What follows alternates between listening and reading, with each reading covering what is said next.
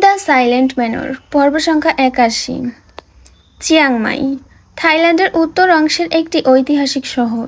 শহরটি তুলনামূলকভাবে শান্ত ও সাংস্কৃতিকভাবে সমৃদ্ধ। চারপাশে পাহাড় আর বনভূমি ঘেরা এই শহরটি বৌদ্ধ মন্দিরের জন্য বিখ্যাত, বিশেষ করে শহরের ভেতরে থাকা প্রাচীন মন্দিরগুলো। বর্তমানে চিয়াংমাই স্থানীয় হস্তশিল্প, কৃষিপণ্য ও ধর্মীয় শিক্ষা একটি কেন্দ্র। আধুনিক পর্যটনের জাঁকজমক কিছুটা। শহর জীবন ছিল ধীর, সরল আর ঐতিহ্য নির্ভর। বানহয়ের সন্নিবাস বাড়িটির নিস্তব্ধতায় ঘেরা। বারান্দায় ডেভিড বসে আছে, তার হাতে মার্লবোরো একটি সিগারেট আগুনের উষ্ণ তাপে জ্বলছে। সে টানছে না এখন, নীরবে বসে আছে। মীর গতকাল রাত 4টার দিকে থাইল্যান্ডে পৌঁছেছে। শেষ রাতে তাকে আনতে গিয়েছিল ডেভিড। তখন এসে মীর বিশ্রাম নিতে গিয়ে ঘুমিয়ে পড়ে। ঘুম থেকে উঠে সবেই হাত মুখ ধুতে স্নানঘরে প্রবেশ করে অপরাধ ভঙ্গিতে। তার মনে হলো ঘুমিয়ে পড়াটা উচিত হয়নি। যেই কাজে এসেছে সেই কাজ দ্রুত সারাই উত্তম। হাত মুখ ধোয়ার শেষে বারান্দায় বসে এসে হাতে তোয়ালে ডেভিড সিগারেটটা এগিয়ে দেয় মীরের দিকে। মীর না বলে ইশারা করলো। মীরকে ভীষণ উদাসীনতার ছায়ায় ঘিরে থাকতে দেখে ডেভিড তাকে জিজ্ঞেস করে কি হয়েছে। সে এখনো জানে না মীর তার বিবাহিত স্ত্রীকে রেখে কেনই বা দেশে ফিরেছে। মীর তোয়ালে রেখে বাড়ির আয়াকে 2 কাপ চায়ের জন্য ফরমাইশ করলো। তিনি চা আনতে চলে যান। ডেভিড রাতে মীরকে নিয়ে তাদের বাড়িতে আসার পর থেকেই থমাসসনকে দেখেনি। তার কথা ভেবে জিজ্ঞেস করলো, আঙ্কেল কোথায়? মীর তোয়ালেটা রেখে ডেভিডের কাছ থেকে সিগারেটটা নিয়ে টানতে শুরু করলো। বেশ কয়েক টান দেওয়া শেষ করে বলল, বাবাকে পুলিশ গ্রেফতার করেছে। সে এখন লকআপে আছে। মানে? ডেভিড আশ্চর্য ভঙ্গিতে প্রশ্ন করল। কি কেস? ধর্ষণ। ডেভিড এবার আকাশ সমান অবাক হলো। মীরের দিকে ঘুরে বসে বলল, কি বলছিস তুই এসব? তুই পাগল হয়ে গিয়েছিস? মীর সিগারেট অ্যাশট্রেতে রেখে বলল, এখনো হয়নি, তবে মনে হচ্ছে হয়ে যাব। মায়াকে রেখে এসেছি। ওর কথা ভেবে মোটেও ভালো লাগছে না, বড্ড ফাঁকা ফাঁকা লাগছে। কিভাবে কি হলো? কে মামলা করেছে? আঙ্কেল তো এমন নয়, মিথ্যে মামলা। আমাদের যে মেপিং ট্রেডিং কোম্পানিটা আছে সেটার সাথে আরও একটা কোম্পানি আছে, অরিয়েন্টাল কমোডি কোম্পানি। মূলত অরিয়েন্টাল আগের প্রতিষ্ঠিত হয়েছে, এর পরেরটা আমাদের কোম্পানিটা দাঁড় করানোর পর অরিয়েন্টাল থেকে আর আমদানি রপ্তানি বেশি একটা হতো না। কোম্পানির পরিচালক মিস্টার এডওয়ার্ড এই বিষয়ে ক্ষিপ্ত হন। তিনি বাবাকে বলেন কোম্পানিটা যেন এডওয়ার্ডের নামে লিখে দেয় এবং এ নিয়ে নানা হুমকিও দেন। বাবা এড়িয়ে যান। এরপর সব কিছু ঠিকঠাক থাকলেও হঠাৎ এখন বাবার নামে মিথ্যা মামলা দিয়ে দিল। এডওয়ার্ড ওর ভাগ্নিকে বাবার অফিসে পাঠিয়ে দেন একটা ষড়যন্ত্র করে। মেয়েটি নিজেকেই নিজে আঘাত করে বাবার সামনে চেঁচামেচি করে। এরপর সবাই ছুটে এলে বলে ওকে ধর্ষণ করা হয়েছে। হয়তো এডওয়ার্ড মিথ্যা মেডিকেল রিপোর্টও তৈরি করেছেন, তাই খুব সহজে বাবাকে গ্রেফতার করতে সক্ষম হয়েছে। আর আমি না থাকায় উনি আরও বেশি সুযোগ পেয়েছেন। এই সব কিছু বাবার ম্যানেজার 3 দিন আগে আমাকে গভীর রাতে কল করে বলেছে। মায়া কাছে ছিল, ওকে আমি সব কথা খুলে বলিনি। আইন আদালত এর বিষয়ে জানলে হয়তো আমাকে নিয়ে আরও বেশি চিন্তা করবে। এমনিতে আমাকে হারানোর ভয় ওর। ডেভিড এলিয়ে বসে বলল, মায়াকে জানাসনি, ভালো হয়েছে। ধর্ষণের কথাটি শুনলে কি না কি মনে করতো কে জানে। মেয়ে মানুষ, হয়তো বিষয়টি সত্য ভেবে বসত।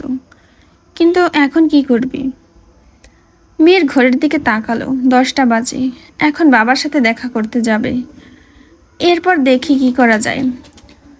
কিন্তু ভাববার বিষয় হচ্ছে এত বছর পর এডওয়ার্ড এসব কেন করছে।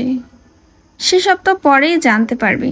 আগে আঙ্কেলের সাথে দেখা কর, এরপর এডওয়ার্ডের সাথে। যত দ্রুত সম্ভব তাকে মুক্ত করতে হবে। তুই তো জানিস এই দেশের নিয়ম কি, ধর্ষণের অপরাধে ফাঁসি হয়। অবশ্য কখনো কখনো ফায়ারিং স্কোয়াড ঘোষণা করা হয়। মীর ডেভিডের মুখের পানে চেয়ে অসহায় কণ্ঠে বলল, না, এমন কিছু না হোক। আমি বাবাকে ভীষণ ভালোবাসি। মানুষটি আমার জন্য কত কী না করেছেন। মা চলে যাওয়ার পর চাইলে দ্বিতীয় বিয়ে করতে পারতেন, করেননি। আমি একদিন জিজ্ঞেস করেছিলাম দ্বিতীয় বিয়ে করার কথা অন্যভাবে। কেন করনি? তিনি বললেন, সৎ মা কেমন হয় কে জানে, সে যদি তোমাকে সে ঠিকভাবে ভালো না বাসে। অবশ্য তাছাড়া বাবা মাকেও ভীষণ ভালোবাসতো। সেই বাবার চোখের সামনে কিছুই হতে পারে না। মীর বিরতি নিল। নিজের জন্মদাতা মা বাবার কথা মনে পড়ল। তারা দুনিয়ার বুকে নেই। থমাসসনের রক্তের সন্তান সে সে না হওয়ার সত্ত্বেও তাকে ঘিরেই থমাসসন বাকিটা জীবন কাটাচ্ছে। সব হারিয়ে আজ বাবারূপী মানুষটাকে হারালে তার যে কষ্ট হবে খুব তীব্রকর। ডেভিড বলল, কি ভাবছিস, যাবি না? চল যাই। মীর বলল, মায়াকে একটাবার কল করি, ওকে বলেছিলাম বলছেই কল করব। দেরি করছিস কেন, দ্রুত কল কর। মীর বারান্দা ছেড়ে ঘরের ভিতর এলো। মায়াকে কল করলো। প্রথমবারের কলটাই মায়া রিসিভ করে। মীর মায়ার ভালো মন্দ জিজ্ঞেস করে বলল, রাতে তোমাকে কল করব। মায়া 2 শব্দে জবাব দিল, অপেক্ষায় থাকবো। বেনহো থেকে প্রায় 20 কিলোমিটার দূরে কেওসান থানা। মীর ও ডেভিড সেখানে পৌঁছায়। থানার ভিতরে প্রবেশ করে একজন অফিসার। তার সাথে মীর কথা বলে। অফিসার মীরকে একটা খাতায় স্বাক্ষর করিয়ে নির্দিষ্ট সময়ের জন্য থমাসসনের সাথে দেখা করার অনুমতি দেন। ডেভিড উক্ত স্থানে অপেক্ষাকৃত। মীর লকআপের সামনে গেল। থমাসসন দেয়াল ঘুরে বসে আছে। ওনাকে এমতো অবস্থায় দেখে বুকে পাহাড় জমে মীরের। সে কাঁদে, তবে নিঃশব্দে, দ্রুত চোখের জল মুছে ফেলে। এরপর ধীর স্থির কণ্ঠে ডাকে, বাবা। থমাসসন সজাগ হলেন যেন হঠাৎ। তড়িঘড়ি করে উঠে দাঁড়ালো। পিছন ঘুরে আবারও স্তব্ধ হলো। লজ্জায় প্রথমে মাথাটা নত করে ফেলে। মীর ফের ডাকে আবেগী হয়ে। থমাসসন ধীরে ধীরে হেঁটে গ্রিল ধরল লকআপের। কিছু বলবেন না? মীর আগ বাড়িয়ে বলল, আমি ম্যানেজারের থেকে জেনেছি সবকিছু, তোমার কোনো দোষ নেই। আমি তোমাকে বিশ্বাস করি। সবকিছু এডওয়ার্ডের পরিকল্পনা। তুমি চিন্তা করো না, আমি শীঘ্রই তোমাকে ছেড়ে নিয়ে যাব। থমাসসন বললেন, খুব কঠিন কেস। যদি এডওয়ার্ড নিজে এই কেস না তোলে, ওর ভাগ্নি সত্য স্বীকার না করে, তাহলে আমাকে আর মুক্তি করার উপায় নেই। কিন্তু বাবা, এত বছর পর উনি এসব কেন করলেন? এত বছর পর নয়। এডওয়ার্ড সবসময় আমাকে হুমকি দিয়ে যাচ্ছিল, কিন্তু আমি তোকে বলিনি এসব। কিন্তু এখন আর না জানিয়ে পারলাম কোথায়? মীর নীরবে থমাসের 2 চোখ দেখে নিল। 2 চোখের নিচে কালো দাগ হয়ে গিয়েছে। তার কষ্ট হচ্ছে। বলল, আমি এক্ষুনি যাব এডওয়ার্ডের সাথে দেখা করতে। দেখি উনি কি বলেন। তুমি একদম ভেবো না। আমি ভাবছি না, ভয়ও পাচ্ছি না। জানি আমার ছেলে আছে, বুদ্ধিমান, সাহসী। মীর কিছু বলবে করে শব্দ বের করতেই একজন কয়েদি বলল, সময় শেষ, চলুন। সে আর কিছু বলতে পারল না। থমাসের দিকে মায়ার দৃষ্টিতে চেয়ে যেতে শুরু করলো। থমাস গ্রিল ধরে হঠাৎ বলে উঠল, বৌমা কেমন আছে রে? মীর নিয়মের বাইরে গিয়ে আবারও ফিরে আসে থমাসের কাছে। মৃদু হেসে বলে, ভালো আছে। থমাস নীরবে নিভৃতে 2 ফোঁটা জল ফেলে বললেন, আমি তোকে খুব ভালোবাসি মীর। মীরও বলল, আমিও তোমাকে খুব ভালোবাসি বাবা। বাবা ডাকটি থমাসের হৃদয় ছুঁয়ে যায়। তিনি আর কিছু বলেন না। মীর চলে যায়। ওরিয়েন্টাল কমেডি কোম্পানির সামনে মীর, সাথে ডেভিড আছে। মীর চোখ তুলে একবার তাদের কোম্পানির দিকে তাকালো। এরপর ওরিয়েন্টাল কমেডি কোম্পানির ভিতরে প্রবেশ করলো। একজন স্টাফ এসে মীরকে এডওয়ার্ডের অফিস রুমে নিয়ে যায়। ডেভিড বাহিরে অপেক্ষা করলো। মীর অফিস রুমের ভেতরে প্রবেশ করলো ধীর পায়ে। এডওয়ার্ড চেয়ারে বসে অপর দিকে ঘুরে আছে। মীর বলল, মিস্টার এডওয়ার্ড। এডওয়ার্ড ঘুরে তাকালো চেয়ারটি নিয়ে। পরনে তার স্যুটবুট। বয়স আর কত, 60 ছুঁই ছুঁই। তবু দেখে বয়সের রেখা বোঝার উপায় নেই। এডওয়ার্ড মীরকে বলল, আমি জানতাম তুমি আসবে, বসো। মীর আপত্তি ভঙ্গিতেই বসে। এডওয়ার্ড বললেন, চা না কফি? আমি আপনার সাথে আড্ডা দিতে আসিনি। এডওয়ার্ড হো হো করে হেসে বললেন, সেটা আমিও জানি মীর। অতিথিদের আপ্যায়ন না করলে খারাপ দেখায়। খারাপ তো করেই ফেলেছেন, আর কি বাকি রেখেছেন? তোমার বাবার দোষ। মীর চল শক্ত করে বলল, বাবাকে মিথ্যা কেন অপবাদ দিলেন?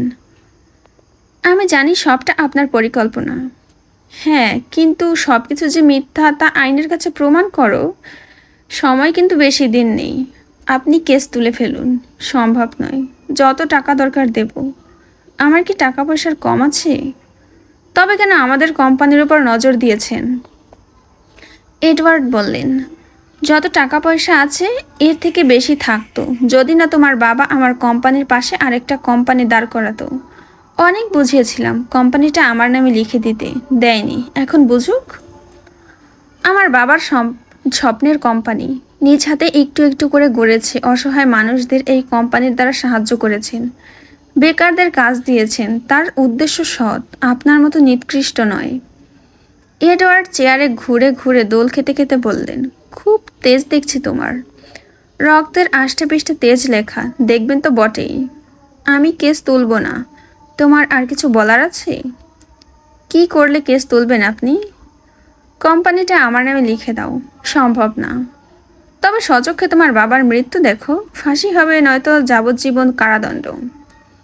মীর থমকে যায় বাক্যটি শুনে। এডওয়ার্ডের কথার উপর আর কোনো শব্দ উচ্চারণ করতে পারল না। এ কোন সমুদ্রের অতলে মীর তলিয়ে যাচ্ছে বুঝতে পারছে না। কোনো দিকেই কিনারা নেই, যেদিকে তাকায় শুধু জল, তীব্র স্রোত। একদিকে বাবা, অন্যদিকে তার গড়া কোম্পানি, শত শত মানুষের কর্মস্থল। সৎ পথে ভ্রমণ করতেন থমাস, কর্মচারীদের তার অধিকারটুকু সমানভাবে ধরে রাখতেন, যা এডওয়ার্ড কখনো করবেন না। মীরের নীরবতা দেখে এডওয়ার্ড বললেন, কি ভাবছ? আপনি অন্যায় করছেন। এডওয়ার্ড ফের হাসল, বললেন, সেসব ছাড়ো। এখন কি করবে তাই বলো। কোম্পানিটা বাবার নামে, আপনি কেস তুলে ফেলুন, বাবা ঘরে আসুক, উনি ঠিক কোম্পানিটা আপনার নামে লিখে দেবেন। মীর, কোম্পানি তো তোমার বাবার নামে নয়, তোমার নামে লেখা। তোমার বাবা যা কিছু আছে সব কিছু তোমার নামে, তুমি একটা স্বাক্ষর করে দিলেই যথেষ্ট। মীর গভীর নিঃশ্বাস ত্যাগ করলো। সে রীতিমতো নির্বাক হলো। থমাসসনের সব কিছু মীরের নামে, অথচ এই কথা সে আজ প্রথম শুনছে। মীর হতবাক। এডওয়ার্ড মীরকে পর্যবেক্ষণ করলেন। কালো রঙের শার্ট, সাদা রঙের প্যান্ট, হাতে ঘড়ি, চোখ দুটো লাল। তার সাহস, বুদ্ধিমত্তা, আচরণ সব কিছু এডওয়ার্ডকে মুগ্ধ করল। তিনি মীরের সৌন্দর্যে আকৃষ্ট হন। মীর কোনোই চেয়ারের হাতলে রেখে দিয়ে ভর করে ভাবছে, বাবা নাকি তার স্বপ্নের গড়া কোম্পানি, কোন দিকে পা দিয়ে ফেলবে বুঝতে পারছে না। অন্যদিকে বুকের ভেতর ধুকপুক করছে, হৃদয় কাঁপছে, যেন খারাপ কিছু জানান দিচ্ছে। একজন স্টাফ আসেন, হাতে চা টেবিলের উপর রাখেন। এডওয়ার্ড নিজের চায়ের কাপটা এগিয়ে দেয় তার দিকে, বললেন, চা খেতে খেতে ভাবো। মীর এডওয়ার্ডকে ক্রোধ ফেটে বলল, চা নয়, সিগারেট দরকার হবে। এডওয়ার্ড খুব হাসেন এবার, গর্ব করে বললেন, তোমার মতো একজনকে দরকার, যে কিনা আইনের কাঠগড়ে দাঁড়িয়েও জজের সাথে বিনা ভয়ে কথা বলে। একটা সিগারেটে ও আগুন ধরিয়ে এগিয়ে দিল। মীর অবাক হলো এডওয়ার্ডের কথা শুনে। তার প্রশংসা করার কারণ ধরতে পারল না। মীর সিগারেট ফুঁকে গভীর ধ্যানে। এক পর্যায়ে সিগারেট টানা শেষ হয়। মীর কিছু বলবে করে প্রস্তুতি নিতেই এডওয়ার্ড বললেন, তোমার জন্য একটা প্রস্তাব আছে, যেটা গ্রহণ করলে তোমাদের কোম্পানি থাকবে, বাবা ফিরে আসবে, তোমার আগের মতো তোমরা সুখে থাকবে। কি সেই প্রস্তাব? আমার মেয়েকে তোমার বিয়ে করতে হবে। মীর এডওয়ার্ডের প্রস্তাবটা শুনে আশ্চর্যজনকভাবে থমকে গেল। বসা থেকে উঠে দাঁড়িয়ে পড়ল, বলল, কি বলছেন আপনি এসব? আমি ঠিকই বলছি। আমার তোমাদের কোম্পানির দরকার নেই, আমার মেয়ের খুশি দরকার। ও তোমাকে অনেক আগে থেকেই ভালোবাসে, আমার একমাত্র মা মরা মেয়ে।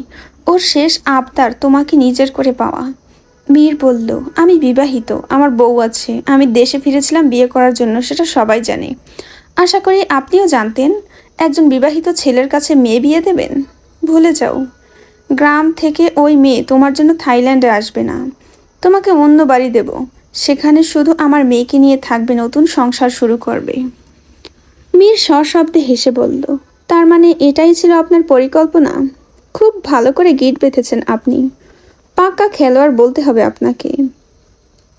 এডওয়ার্ড বসা থেকে উঠে থাই জানালার পাশে গিয়ে দাঁড়ালো। তার পাশের বড় বড় ভবনের দৃশ্য দেখা গেল।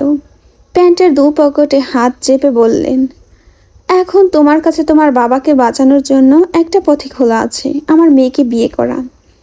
আমার মেয়ে তোমার বিবাহিত স্ত্রী থেকে কম সুন্দর নয়, রূপে গুণে সর্বোপরি। ভালোবাসার রূপ দেখে হয় না। আপনি ভুল করছেন, এটা কোনোদিন সম্ভব না।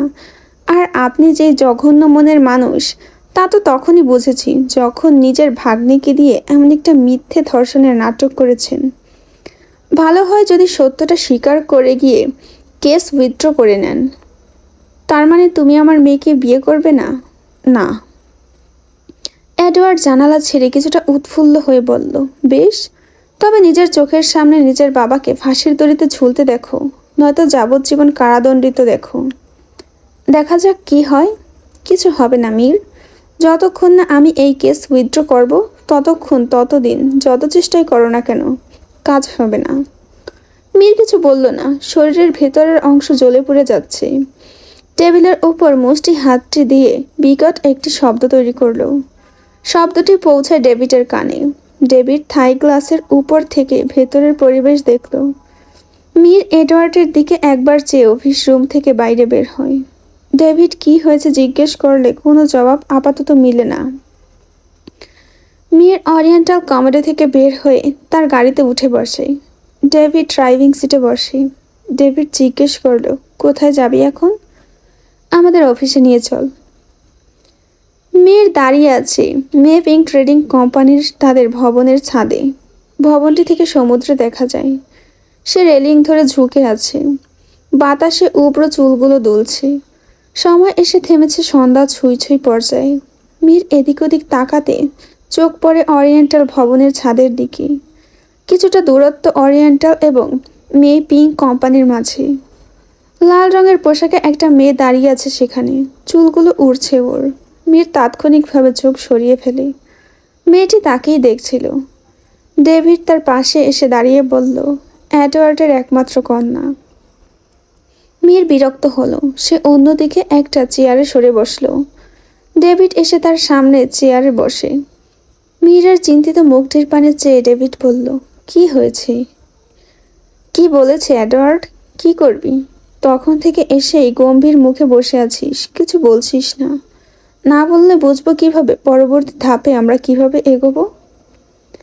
মীর ভেজা কণ্ঠে বলল, আমি আমার সামনে ধ্বংস দেখতে পাচ্ছি, বলার মতো কিছুই পাচ্ছি না। মানে? বিস্ফোরিত চোখ ডেভিডের। মীর নীরব কণ্ঠে বলল, আমি যদি বাবাকে বাঁচাতে চাই, কেস উইথড্র করতে চাই, তবে আমার ভালোবাসাকে কোরবান করতে হবে। কি বলছিস এসব?